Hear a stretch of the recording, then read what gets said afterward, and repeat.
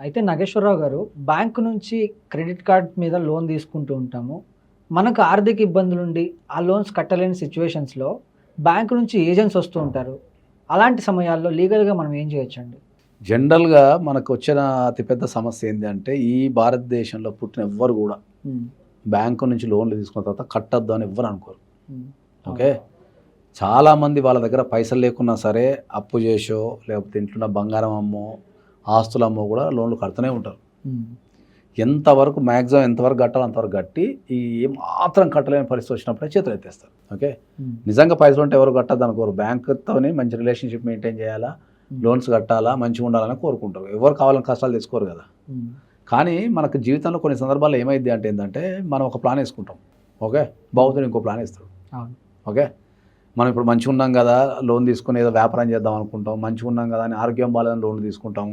ఇల్లు కట్టుకోవడానికి లోన్ తీసుకుంటాము. బిజినెస్ చేస్తానికి లోన్ తీసుకుంటాము. మనకు జీవితంలో ఉన్న రకరకాల అవసరాల కోసం మనం లోన్ తీసుకుంటాం. కానీ అది ఎగ్జిక్యూషన్ చేసే క్రమంలో మనకు జాబ్ పోవటము, ఆరోగ్యం ఖరాబ్ కావటము, ఇంట్లోకి ఏమన్నా కావటము, లేకపోతే మనం చేసే బిజినెస్ వల్ల ఫ్లక్చుయేషన్స్ వచ్చి రపక్కన రూల్ మారిపోయి ఏదైనా జరగటం జరిగి లాస్‌లోకి వెళ్ళిపోతాం. హ్మ్.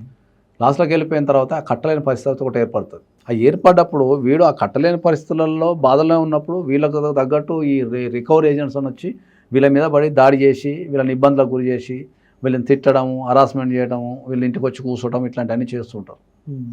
ఇట్లాంటివన్నీ చేసినప్పుడు ఏమైందంటే ఏంటంటే వీళ్ళు భయానికి లోనైపోయి వీళ్ళు ఆత్మహత్య చేసుకోవడం లాంటివి, లేకపోతే గొడవలు పెట్టుకోవడము, లేకపోతే పారిపోవడం ఇట్లాంటివన్నీ చేస్తుంటారు. నేను చాలా సందర్భాలలో నేను చాలామందికి చాలా స్పష్టంగా ఏం చెప్పినా అంటే ఏంటంటే, మీ జీవితంలో ఏ కష్టం వచ్చినా హ్మ్. ప్రతి కష్టానికి చట్టంలో ఒక ప్రొవిజన్ ఉంది. ఏ కష్టం వచ్చినా నిన్ను ఎవ్వరు కాపాడినా, ఎవ్వరు కాపాడకున్నా చట్టం మాత్రం నిన్ను కాపాడుకుంటుంది. ఓకే. నువ్వు చేయాల్సిందల్లా ఏంది అంటే నువ్వు సరైన అడ్వకేట్‌ని పెట్టుకోవడం అంతే. హ్మ్. సో ఏదైనా కష్టం వచ్చినప్పుడు నాకు వారు లేరనో, వీరు లేరనో, నాకు వాడు హెల్ప్ చేస్తున్నాడనో, వీడు హెల్ప్ చేస్తున్నాడో అనుకోకండి. ఓకే. నీ జీవితంలో ఏ కష్టం వచ్చినా ఒక సరైన అడ్వకేట్ దగ్గరికి వెళ్ళండి. ప్రతి కష్టానికి, ప్రతి బాధకు, ప్రతి కష్టానికి చట్టంలో ఒక ప్రొవిజన్ ఉంది. ఆ ప్రొవిజన్ మీద గనక నువ్వు కోర్టుకి వెళ్ళగలిగితే నీకు కంపల్సరీ రిలీఫ్ వస్తుంది.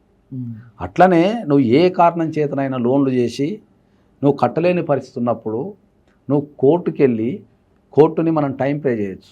2 సంవత్సరాలు ఇవ్వండి, సంవత్సరం ఇవ్వండి, 3 సంవత్సరాలు ఇవ్వండి అని మనం కోర్టును పే చేసి కోర్టు దగ్గర నుంచి టైం తీసుకునే అధికారం, హక్కు మనకుంటాయి. హ్మ్.